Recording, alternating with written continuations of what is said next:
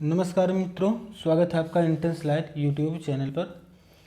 दोस्तों, आज एक बार फिर हम आपके साथ डिस्कस करेंगे जीके के प्रश्नों को। जीके के वन लाइन प्रश्न हैं, वन लाइनर। और दोस्तों, ये जो फैक्ट हैं इसमें आपको मैं हर बार बताता हूँ, इस बार भी, कि चाहे वो यूपी ट्रिपल एससी का हो, चाहे वो यूपी पीसीएस प्रीलिम्स का हो, चाहे वो सुपर टेट का हो, सभी एग्ज़ाम या किसी भी अन्य इंट्रेंस एग्ज़ाम की तैयारी करने वाले जो हैं हमारे दोस्त, उनके लिए जीके बहुत ही अनिवार्य है। और जीके के फैक्ट और कंसेप्ट दोनों यहाँ पे डिस्कस किए जाते हैं, तो उनको लेकर के हम आपके साथ आ रहे हैं। और लगातार हम जीके के जो है, जीके की जो हमारी सीरीज चल रही है उसके वीडियो जा रहे हैं। जनरल नॉलेज को यूपी पीसीएस में समान अध्ययन यानी जीएस के नाम से जाना जाता है। तो तरह तरह के नाम हैं, लेकिन वही है कि इसमें हिस्ट्री, पॉलिटी, जियोग्राफी वगैरह रहता है विशेषकर। इसके अलावा दोस्तों, कंप्यूटर पर भी या प्रौद्योगिकी पर भी प्रश्न आते हैं, साथ ही करंट अफेयर्स के। दोस्तों, अगर ये जो है पुराना पेपर होगा तो वहाँ पर थोड़े पुराने करंट अफेयर होंगे, लेकिन हमें एक आइडिया मिल जाएगा कि इस टाइप के करंट अफेयर हमें तैयार करना चाहिए। तो दोस्तों, आज जो हमारा जो पेपर है, ये ग्राम विकास अधिकारी और समाज कल्याण पर्यवेक्षक परीक्षा में 2018 में पूछे गए जो भी जीके के प्रश्न हैं उन पर आधारित है। दोस्तों, इसको सॉल्व करने का दो लक्ष्य है। एक वो कि जो भी आए हुए प्रश्न हैं अगर वो दोबारा कभी आते हैं, क्योंकि ज़्यादातर क्वेश्चन दोबारा रिपीट होते हैं, वो कभी आपके गलत ना हो। दूसरा ये कि एक आइडिया ले लेना कि हमें किस लेवल की तैयारी करनी है। तो चलिए शुरू करते हैं आज का अपना है वीडियो। देखिए, पहला प्रश्न है आपके सामने, ज्ञान प्राप्त करने के लिए गौतम बुद्ध को किस रूप में जाना जाने लगा। तो दोस्तों, अब तो गौतम का अगर नाम लो तो सीधे गौतम बुद्ध ही निकल के अपने आप आ जाता है, इतना जो है इनका प्रभाव है। तो गौतम जो थे, जब इन्होंने ज्ञान प्राप्त कर लिया तो इनको बुद्ध के नाम से जाना जाने लगा। दोस्तों, इनको ज्ञान की प्राप्ति कहाँ हुई थी? तो बोध गया में हुई थी, बिहार में। बोध गया कहाँ? बिहार में। और वहाँ पर एक बोधि वृक्ष है, ये जो बोधि लिखा है बोधि वृक्ष का नाम था, बोधि वृक्ष था, उसके नीचे बैठकर इन्होंने तपस्या की थी, वहाँ पर इन्हें ज्ञान प्राप्त हुआ था। तो जब ज्ञान प्राप्त हो गया तब उसी समय से ये बुद्ध कहलाने लगे। और दोस्तों, अगर बात करें कि इन्होंने जो अपना ज्ञान प्राप्त किया, वो अपना पहला प्रवचन कहाँ पे दिया? तो दोस्तों, सारनाथ में दिया। बनारस के निकट सारनाथ नामक स्थान पर अपना पहला इन्होंने वचन दिया था, अपना प्रवचन दिया था। चलिए आगे बढ़ते हैं अगले प्रश्न की ओर। अगला प्रश्न है, सम्राट अशोक का कौन सा शिलालेख कलिंग पर उनके विजय का उल्लेख करता है? दोस्तों, सम्राट अशोक के जितने भी शिलालेख हैं और उस पर लिखी हुई कुछ महत्वपूर्ण बातें हैं, उन पर प्रश्न पूछे जाते हैं। तो इनके विजय का उल्लेख कौन सा शिलालेख करता है, ये बात पूछा है दोस्तों। तो इन्होंने जो 13वां शिलालेख जारी किया था उसमें इनके विजयों का उल्लेख है। और जो ये 13वां शिलालेख इन्होंने जारी किया था, लिखवाया था, वो कब किया था? अपने शासन के 8वें वर्ष में इन्होंने इसको लिखवाया था। और इसमें इनके जो इनके विजय थे, कलिंग पर जो विजय इन्होंने किया था, कलिंग जो उड़ीसा का क्षेत्र है आज का, वो था। और सम्राट अशोक चूँकि मौर्य वंश के मतलब कि इसके थे, मौर्य वंश के शासक थे, और ये पाटलिपुत्र के थे बिहार में। और कलिंग यानी उड़ीसा पर इन्होंने विजय प्राप्त की थी, वो 13वें शिलालेख में मिलता है। चलिए आगे बढ़ते हैं। हड़प्पा सभ्यता के एक हिस्से लोथल की खुदाई की खोज किसने की थी? दोस्तों, इन्फॉर्मेटिव क्वेश्चन है, इसमें कुछ समझना नहीं है। तो लोथल की खुदाई किसने की थी? तो ये की थी एस.आर. राव ने। ऑप्शन नंबर सी सही है। एस.आर. राव के नेतृत्व में लोथल की खुदाई की गई थी। लोथल एक जो है बंदरगाह था, ठीक है, बहुत ही महत्वपूर्ण प्रश्न है। लोथल एक हड़प्पा सभ्यता का प्रमुख बंदरगाह था, और ये कहाँ पर है? गुजरात के अहमदाबाद ज़िले में भोगवा नदी के किनारे सरगवाला नामक ग्राम के समीप अवस्थित है। तो ये खुदाई कब हुई थी? 1954-55 में हुई थी, एस.आर. राव जी के निर्देशन में।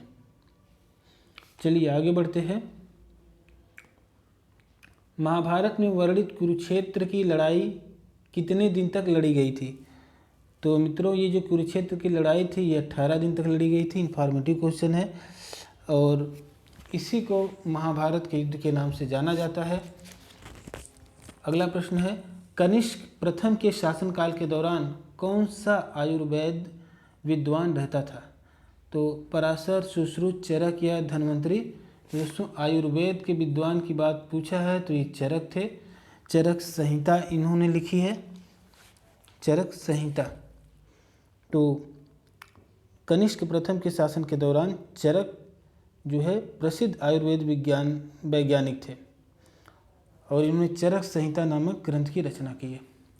आगे बढ़ते हैं दोस्तों, तारीख ए फिरोज शाही के लेखक हैं।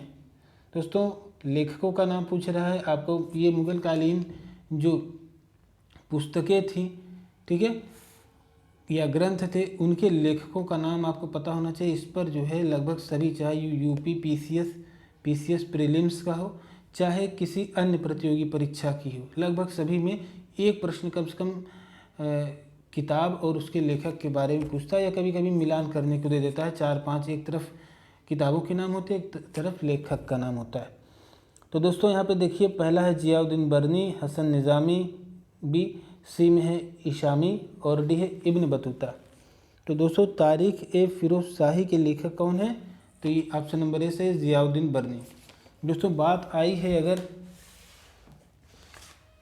किताबों की और मुग़ल काल के जो साहित्य थे और उनके लेखकों की, तो हम कुछ ऐसे नामों को देख लेते हैं। जैसे कि एक फेमस, बहुत ही ज़्यादा पूछा गया है, जैसे कि तुजुक बाबरी, ये किसकी, इसमें बाबरी लिखा है, इससे आप याद कर सकते हैं बाबर की रचना थी, या फिर इसको बाबर नामा भी कहते हैं। तो ये तुर्की भाषा में लिखी गई है। ये भी कई बार पूछा है कि तुजुक बाबरी किस भाषा में लिखी गई? तो तुर्की में लिखी गई। किसने लिखी? बाबर ने लिखी। बाबर की आत्मकथा है तुजुक बाबरी या बाबर नामा नाम से जाना जाता है इसे।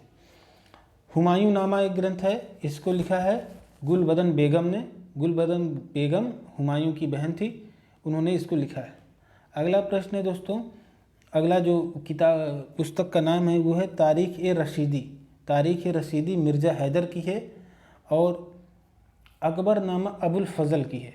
ये भी कई बार पूछा गया है, अकबरनामा किसकी रचना है? तो अबुल फजल की है। और तारीख ए फिरोज शाही आप देख ही रहे हैं, जियाउद्दीन बर्नी की है। और जियाउद्दीन बर्नी की एक और पुस्तक है फतवा जहानदारी।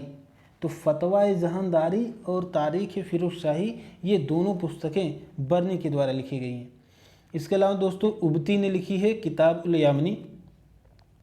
और अभी आपने देखा तारीख ए फिरोज शाही से लोग कंफ्यूज कर सकते हैं, हालांकि तारीख ए फिरोज शाही हमने बता दिया कि इसके लेखक हैं जियाउद्दीन बर्नी, लेकिन एक और है फुतुहात ए फिरोज शाही। तो दोस्तों फुतुहात ए फिरोज शाही अगर पूछेगा तो आप कहेंगे फिरोज शाह तुगलक। फिरोज शाह तुगलक की रचना है फुतुहात ए फिरोज शाही और बर्नी की रचना है तारीख ए फिरोज शाही। इसके अलावा दोस्तों अलबरूनी की एक रचना है तारीख उल हिंद। तारीख उल हिंद किसकी है? अलबरूनी की है। चचनामा किसकी है? अली अहमद की है। किताब उल रेहला किसकी है? इब्न बतूता की। यहाँ पर देखिए एक राइटर का नाम आ रहा है इब्न बतूता, तो इसने क्या लिखा है? किताब उल रेहला। किताब उल रेहला, रेहला ये है इब्न बतूता की। तो दोस्तों हमने देखा तुजुक बाबरी बाबर की, हुमायूं नामा गुलबदन बेगम की, तारीख फिरोज शाही बर्नी की है और फतवा जहानदारी भी जियाउद्दीन बर्नी की ही रचना है।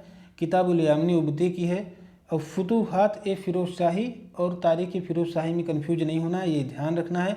फुतुहात ए फिरोज शाही फिरोज शाह तुगलक की है, जबकि तारीख फिरोज शाही बर्नी की है। ये बहुत ही महत्वपूर्ण बात है, तो उसको आप बिल्कुल याद रखिए।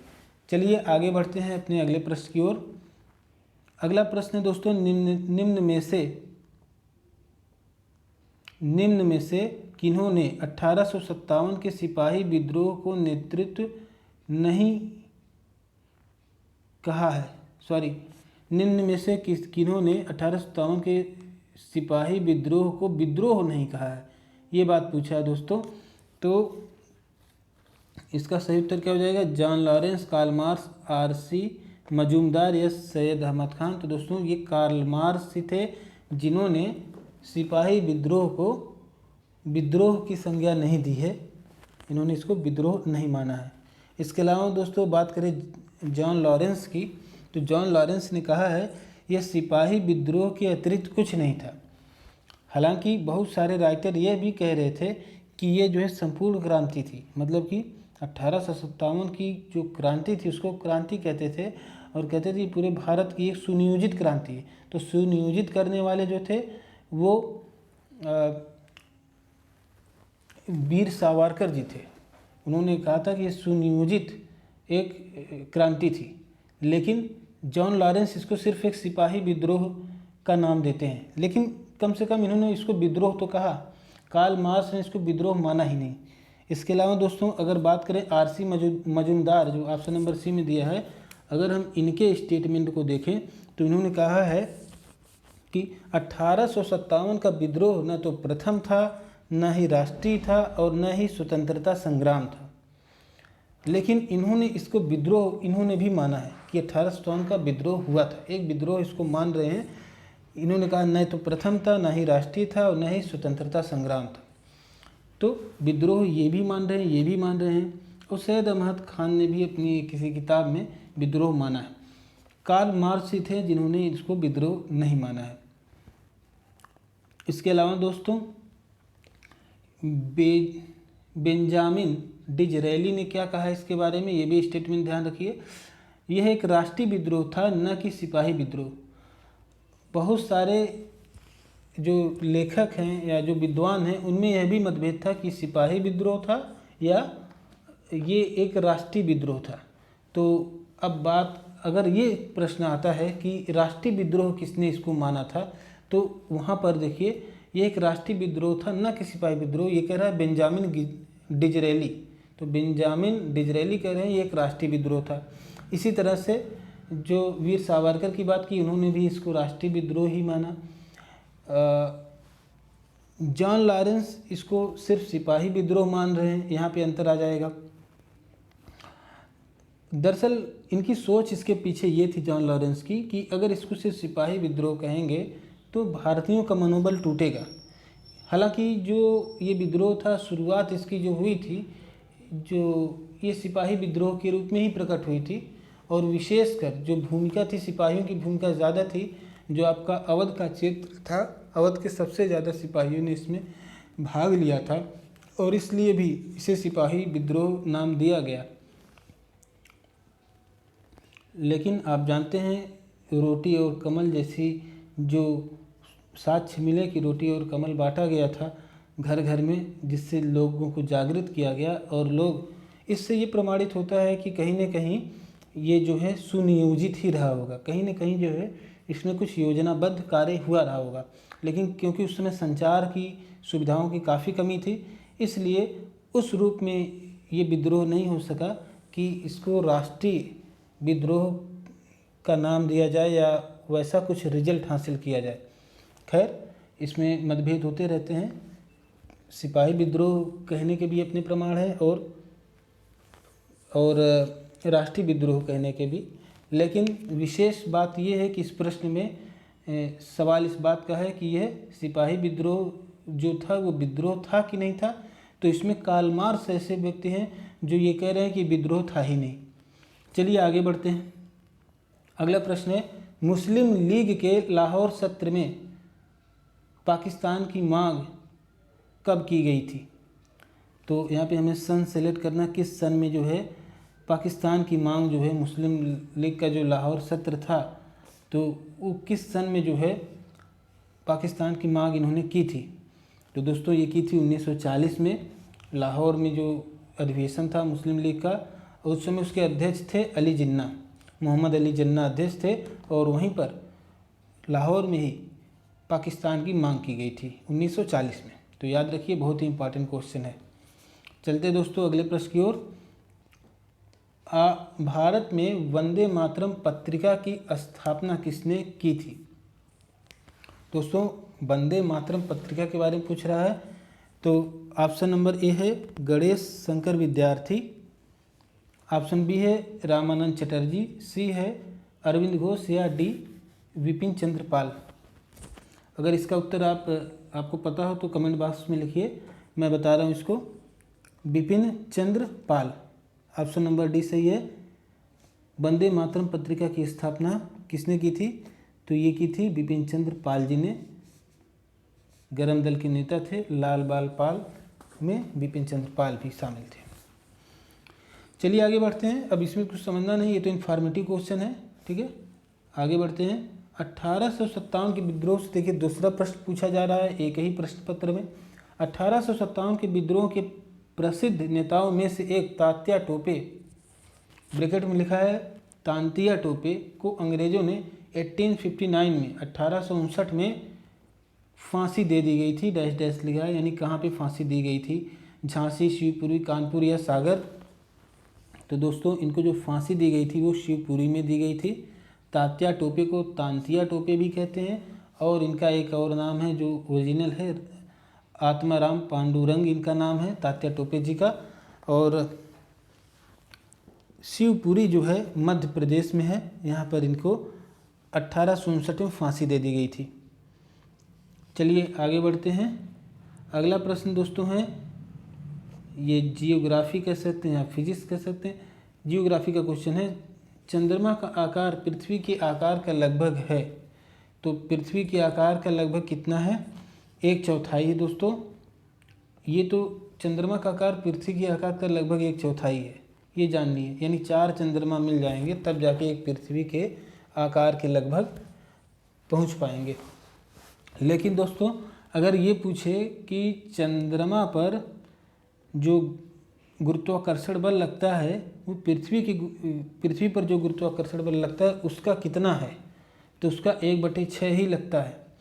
तो कुछ लोग कंफ्यूज कर जाते हैं कि अगर 1/4 है उसका भार तो गुरुत्वाकर्षण भी 1/4 होना चाहिए, लेकिन नहीं, 1/6 जो है गुरुत्वाकर्षण बल चंद्रमा पर लगता है। ये बात ध्यान में रखिए, यह भी कई बार पूछा गया है। चलिए आगे बढ़ते हैं। अगला प्रश्न, नासा के अनुसार सूर्य के बाद पृथ्वी के निकटतम सितारा कौन सा है? Alpha Centauri, Barnard star, Proxima Centauri या सीरियस? तो दोस्तों इसके अनुसार पृथ्वी का निकटतम तारा जो है वो प्रोक्सिमा सेंचुरी है। ऑप्शन नंबर सी सही है, प्रोक्सिमा सेंचुरी। आगे बढ़ते हैं अगले प्रश्न की ओर। अगला प्रश्न दोस्तों, रोहतांग दर्रा से संबंधित आ गया। रोहतांग दर्रा भारत के किस राज्य में स्थित है? हिमाचल प्रदेश, जम्मू कश्मीर, उत्तराखंड या सिक्किम? तो दोस्तों रोहतांग दर्रा जो है ये आपके हिमाचल प्रदेश में है। रोहतांग दर्रा कहाँ है दोस्तों? हिमाचल प्रदेश में अवस्थित है। और यह दर्रा जो है मनाली को लेह से जोड़ता है। कहाँ से कहाँ को? मनाली टू लेह, मनाली से लेह को जोड़ता है रोहतांग दर्रा। इसके अलावा दोस्तों हिमाचल प्रदेश में और कौन कौन से दर्रे हैं? तो एक है दोस्तों शिपकीला दर्रा, बाड़ा लाचा ला, ठीक है दोस्तों। इसको हम थोड़ा सा इस तरह से करके यहाँ मार्जिन पे लिख देते हैं। हिमाचल प्रदेश की बात आ रही तो देखिए एक होता है शिपकीला दर्रा, ला का मतलब ही शायद दर्रा होता है, तो शिपकीला दर्रा और बाड़ा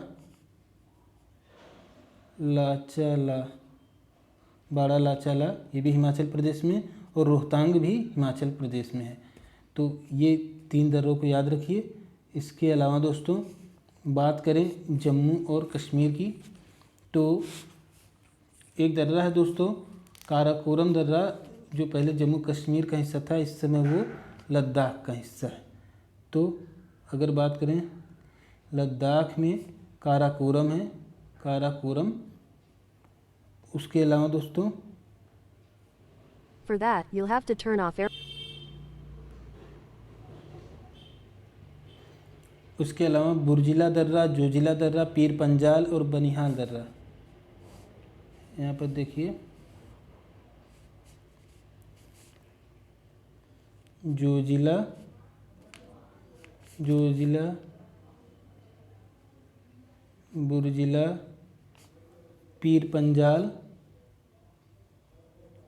पीर पंजाल, पीर पंजाल और बनिहाल, बनिहाल। ये दर्रे दोस्तों जम्मू कश्मीर में हैं, जम्मू कश्मीर में है ये सब। और इसके अलावा दोस्तों बात करें उत्तराखंड की, उत्तराखंड में है दोस्तों, उत्तराखंड में है लिपुलेख दर्रा, लिपुलेख दर्रा, माना दर्रा और नीति दर्रा। लिपुलेख, माना और नीति दर्रा कहाँ है? उत्तराखंड में है। और बात करें सिक्किम की दोस्तों, बहुत इंपॉर्टेंट है, बार बार पूछा गया है सिक्किम के दर्रों को। एक है नाथुला दर्रा, दूसरा जेलेपला दर्रा। कौन कौन सा? नाथुला दर्रा और जेलेपला दर्रा। जेलेपला, नाथुला, जेलेपला ये सिक्किम में है। उत्तराखंड में कौन कौन सा है? लिपुलेख है, लिपुलेख दर्रा, माना दर्रा और नीति दर्रा। इसके अलावा दोस्तों अगर मणिपुर की बात करें तो मणिपुर में बहुत इंपॉर्टेंट है तुजु दर्रा। तुजु दर्रा मणिपुर में स्थित है, इसको आप याद रखिए। ये जो दोस्तों दर्रे हैं ये हिमालयन रीजन में है, ठीक है। हिमालय जो पहाड़ियों के बीच में जो दर्रे पाए जाते हैं, हमने उनकी बात कर ली। इसके अलावा दोस्तों कुछ और दर्रे हैं जो दक्षिण भारत में पाए जाते हैं पठारी एरिया में। तो जैसे एक है महाराष्ट्र में, देखिए दो दर्रे आते हैं महाराष्ट्र में, एक थाल घाट और भोर घाट। बहुत इंपॉर्टेंट है, थाल घाट के बारे में कई बार पूछा है, भोर घाट के बारे में भी। तो हमारा थाल घाट और भोर घाट। और केरल में है पाल घाट, केरल में है पाल घाट और सेनकोट्टा। पाल घाट और सेनकोट्टा कहाँ है दोस्तों? तो ये है केरल में, नोट कर लीजिए। पाल घाट पाल घाट दर्रा केरल में है, सेनकोट दर्रा केरल में है, भोर घाट दर्रा महाराष्ट्र में है और थाल घाट दर्रा भी महाराष्ट्र में है। इसे आप नोट कर लीजिए। चलिए दोस्तों आगे बढ़ते हैं अपने अगले प्रश्न की ओर। इसको हम थोड़ा डिलीट कर दें, साफ सुथरा रहे ताकि। चलिए आगे बढ़ते हैं अगले प्रश्न की ओर। अगला प्रश्न है कौन सा जलकाय अंडमान द्वीप को निकोबार द्वीप से अलग करता है? तो देखिए अंडमान द्वीप है और निकोबार द्वीप है, इससे इस तरह से ना अंडमान द्वीप समूह है, निकोबार द्वीप समूह। तो इनसे कौन सा जो है वो अलग करता है? तो दोस्तों इसमें जो आपका है 6 डिग्री या 8 डिग्री या 9 डिग्री या 10 डिग्री। तो इसमें दोस्तों 10 डिग्री उत्तरी अक्षांश जो है इन दोनों को अलग करता है। तो ये कितने डिग्री है? 10 degree channel. Option number D सही उत्तर है, ऑप्शन नंबर डी सही उत्तर है। इसके अलावा दोस्तों अब जैसे कि हमने देखा कि अंडमान तथा निकोबार को 10 डिग्री नॉर्थ जो है वो उससे अलग होता है। और अगर 9 डिग्री उत्तरी अक्षांश की बात करें तो ये किसको अलग करता है? मिनिकॉय को लक्षद्वीप से। जैसे कि यहाँ देखिए, अगर ये आपका, ये देखिए अगर ये आपका भारत का मैप है दोस्तों, यहाँ पर आपका कहीं अंडमान निकोबार है और यहाँ पर आपका लक्षद्वीप है, ठीक है। तो यहाँ पर जो मिनिकॉय द्वीप है, मिनिकॉय द्वीप को लक्षद्वीप से जो है 8 डिग्री, ऐसे 8 डिग्री जो जाता है वो अलग करता है। इसके अलावा दोस्तों 9 डिग्री जो है, 9 डिग्री उत्तरी अक्षांश मिनिकॉय को लक्षद्वीप से अलग करता है, जबकि 8 डिग्री जो है उत्तरी अक्षांश मिनिकॉय को मालदीव से अलग करता है। तो दोस्तों जो मालदीव है वो और भी मतलब कि वो और भी दक्षिण में, इस तरह से ये 9 डिग्री, ये 8 डिग्री। यहाँ पर क्या है?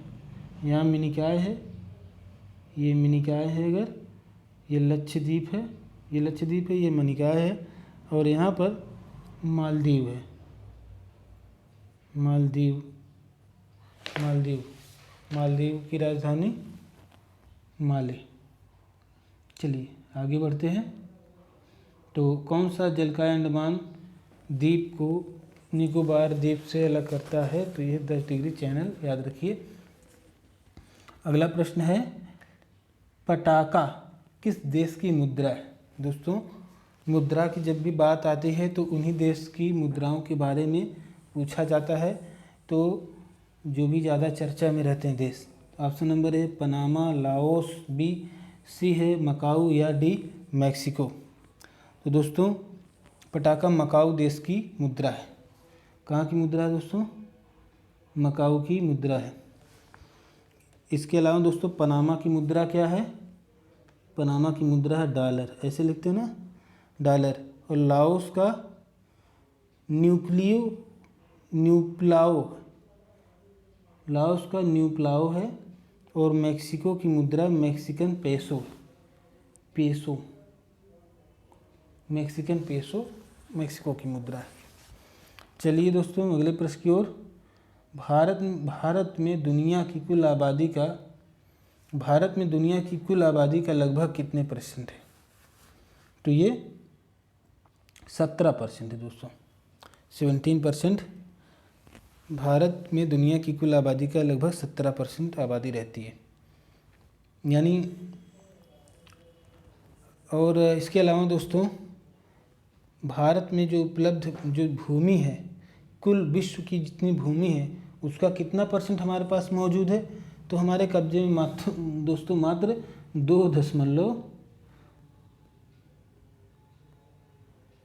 2 कितना है? 4%, 2.42%। अब बताइए, हम आबादी में तो हम 17% हैं, लेकिन संसाधन छोड़िए, केवल भूभाग में जो भौगोलिक क्षेत्र है वही हमारे पास केवल 2.42% है।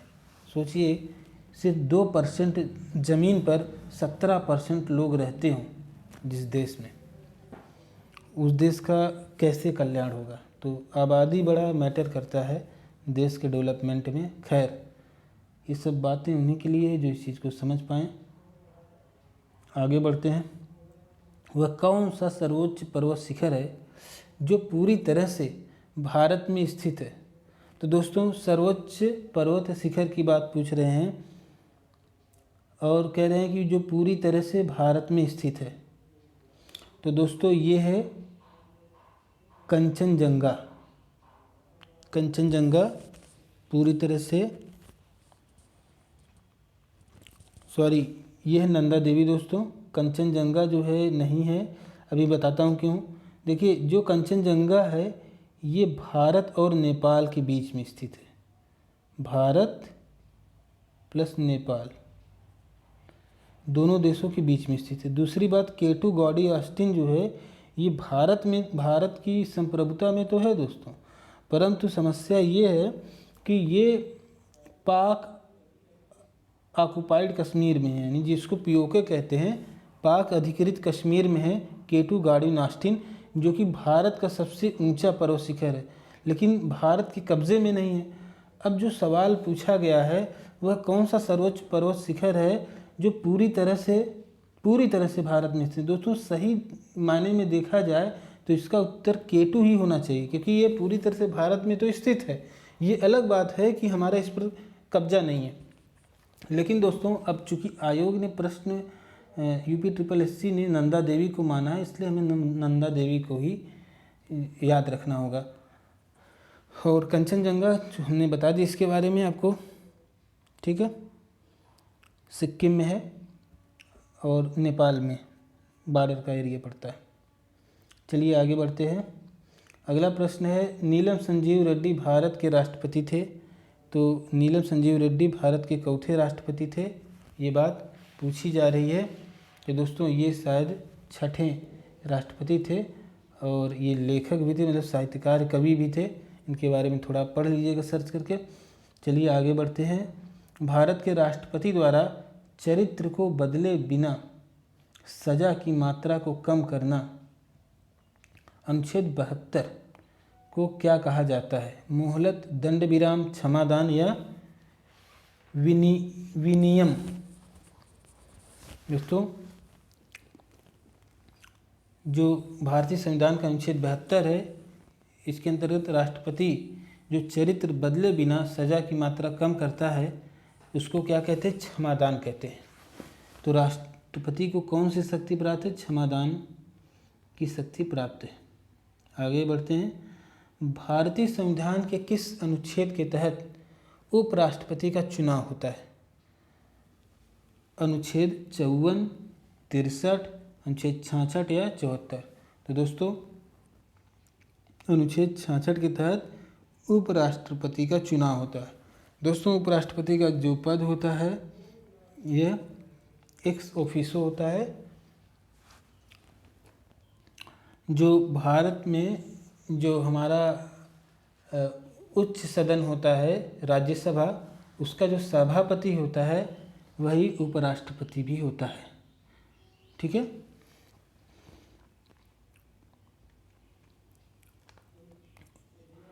उपराष्ट्रपति के निर्वाचन के लिए संसद के दोनों सदनों के सदस्य आनुपातिक प्रतिनिधित्व पद्धति के अनुसार एकल संक्रमणीय मत द्वारा होता है। उपराष्ट्रपति के निर्वाचन के लिए न्यूनतम उम्र सीमा कितनी होती है दोस्तों? तो ये भी पूछा जाता है। तो न्यूनतम 35 वर्ष की उम्र सीमा होनी चाहिए। उपराष्ट्रपति राज्यसभा का पदेन सभापति होता है। ये एक्स ऑफिसो मेंबर ऑफ जो है राज्यसभा का पदेन सभापति होता है उपराष्ट्रपति। चलिए आगे बढ़ते हैं। भारतीय संविधान का भाग 2 किससे संबंधित है? दोस्तों, भारतीय संविधान से प्रश्न आ रहा है। अब इसके पहले जो भी दो तीन सवाल आए अनुच्छेदों से संबंधित, वो भी आपके पॉलिटी से थे। और ये पॉलिटी का अगला प्रश्न है कि संविधान का भाग 2। तो दोस्तों, ये तो आपको पता ही होगा भाग 2 किससे संबंधित है दोस्तों? तो यह नागरिकता से संबंधित। इसके अलावा दोस्तों बात करें तो भाग 1 की, तो भाग 1 में संघ और उससे संबंधित, ठीक है, राज्य के बारे में दिया गया है।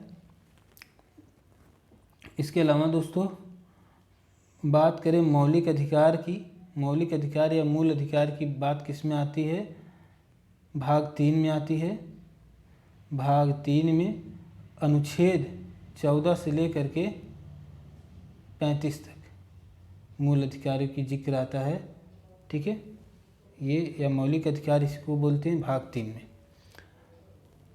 और दोस्तों यहाँ पर दिया है राज्य नीति निर्देशक सिद्धांत के बारे में और संघ के बारे में, तो इसको आप देख लीजिएगा। इसके अलावा दोस्तों बात मूल कर्तव्य की भी अगर आए, कभी मूल कर्तव्य बहुत पूछता है, तो भाग 4 का जो है ये मूल कर्तव्य के बारे में आता है। और मूल अधिकार भाग 3 के अनुच्छेद 14 से 35 तक। इतनी बातें याद रखेंगे तो आपका पॉलिटी का कोई भी मतलब कि इस टाइप का प्रश्न आप कर ले जाएंगे। चलिए आगे बढ़ते हैं। अगला प्रश्न है, कौन सी अनुसूची के तहत अनुसूचित क्षेत्रों और अनुसूचित जनजातियों के प्रशासन और नियंत्रण के लिए प्रावधान किए गए हैं? तो दोस्तों कौन से अनुसूची के तहत? तो 5वीं अनुसूची के तहत अनुसूचित क्षेत्रों और अनुसूचित जनजातियों के प्रशासन और नियंत्रण के लिए प्रावधान किए गए हैं। तो ये ऑप्शन नंबर 20 है ये आपका। तो दोस्तों अगला फिर एक पॉलिटी का प्रश्न है, बहुत ही इम्पॉर्टेंट है, इसलिए मैं भी वाइंड अप करने वाला था आज का जो है क्लास। लेकिन दोस्तों देखिए, पंचायती राज को पहली बार 2 अक्टूबर 1959 को किस जिले में मतलब कि पेश किया गया है, या ये कह सकते हैं कि किस ज़िले में लागू किया गया था।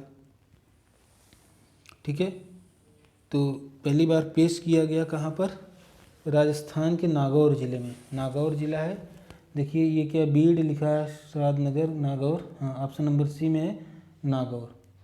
पंडित जवाहरलाल नेहरू जो कि प्रथम प्रधानमंत्री थे हमारे देश के, इन्होंने पेश किया था नागौर में। दोस्तों ये जो प्रश्न है ना, ये कई बार पुलिस के एग्ज़ाम में यूपी में यूपीपी में भी आया है, रेलवे में भी आया है, कई इंट्रेंस एग्जाम में भी आया है। मतलब कि बहुत ही सदाबहार प्रश्न है, बहुत बार पूछा गया है और रिपीट होने वाला प्रश्न है ये। यूपी पीसीएस में भी आने की संभावना है, कभी भी आ सकता है, तो इसको आप याद रखिए।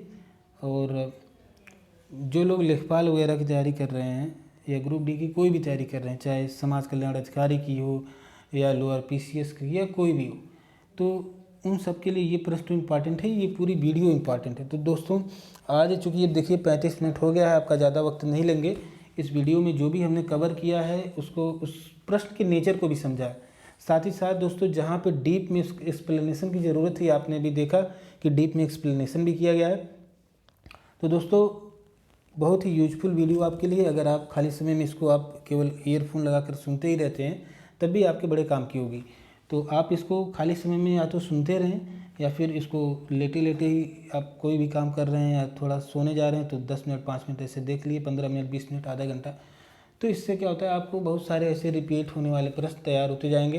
और दोस्तों आपसे ये निवेदन है कि कृपया इसको अधिक से अधिक दोस्तों तक पहुँचाएँ, शेयर करें, अपना प्यार बनाए रखें, इसी उम्मीद के साथ कि आपके जो आगामी परीक्षाएं होंगी उसमें हमारा यह प्रयास काफ़ी सार्थक होगा, आपको लाभ पहुंचेगा। और आज का जो वीडियो है इसको यहीं पर हम रखते हैं, ठीक है। तो मिलते हैं अगले वीडियो में, बने रहने के लिए हार्दिक धन्यवाद।